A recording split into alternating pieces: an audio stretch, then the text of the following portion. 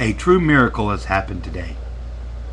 For once, I find myself actually allying myself with law enforcement. It doesn't happen every day. But in this video, these fine gentlemen, even though they're retired and they have nothing to fear, because now they can exercise their First Amendment rights and are making up for their past crimes. For years, I've always known that the war on drugs was the single most biggest failure, second only to the Prohibition Amendment. Years ago, for 13 deadly years, our highest crime rate from 1920 to 1933 was some of our deadliest years. When we had Prohibition, crime went up at a time when crime was less than 1 or 2% of the entire population. Today, at that time, it went up to almost 10. Very few people went to prisons because of only true criminals. Like if you're a rapist, if you're a murderer, you're a bank robber, you're a true thief, you went to jail and you stayed your time. When a judge used to say 10 years, you stayed 10 years. Because back then, very few people committed such crimes. Probably less than 1% of the population of this country was behind bars at the time. But that all changed with Prohibition. Because Prohibition in itself did one heinous crime. It made the government start dictating the rules to the people instead of people dictating the rules to the government. Just like in so many situations, the war on drugs has done more harm than good. I do not advocate drug use. I personally don't use drugs. Don't need to. But just like anything with Prohibition, you put control in the hands of the criminals. Always. So the criminals make the rules.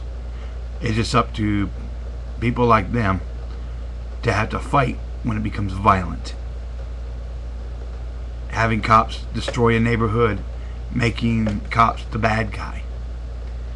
When you legalize it, you can control it. When you make it illegal, it controls you. And that's the way it's always been. I've seen way too many people get years handed to them.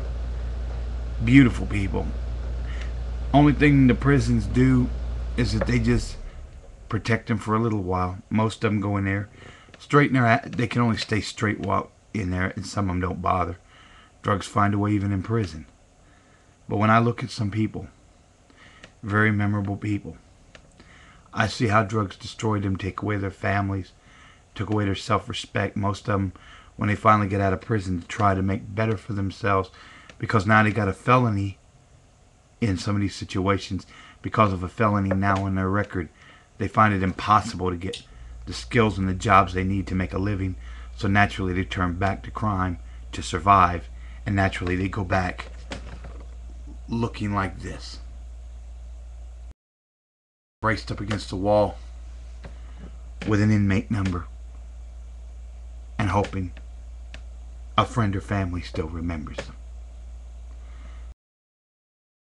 And now with the so-called 3 strikes law, most of these people stay in prison for the rest of their lives.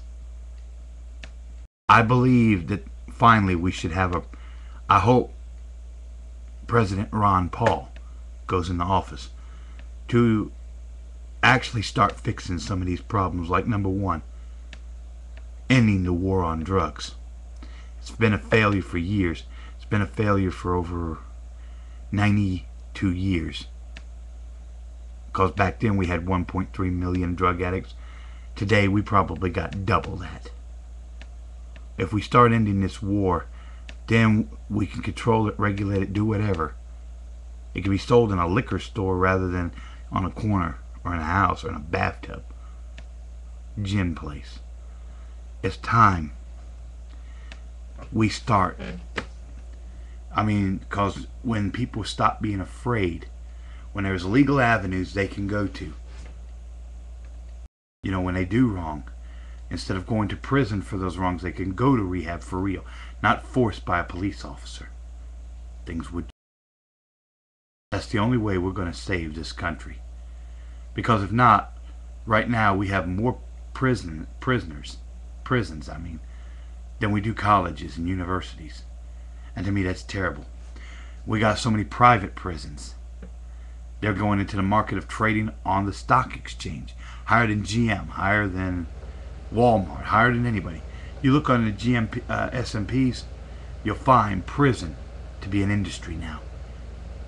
Probably your sons, your daughters.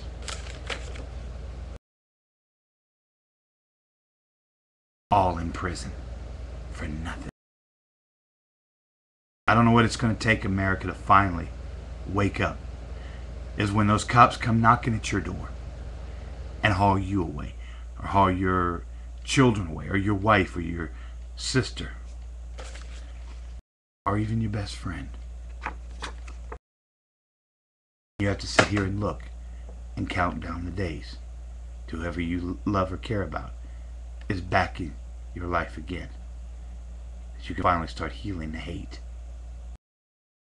And always look over your shoulder and see that little police car, and always have a thought in the back of your head. Are they coming after me? Or what should I do to stop them? Time we started rethinking our priorities, both at home and abroad. Let you decide, America.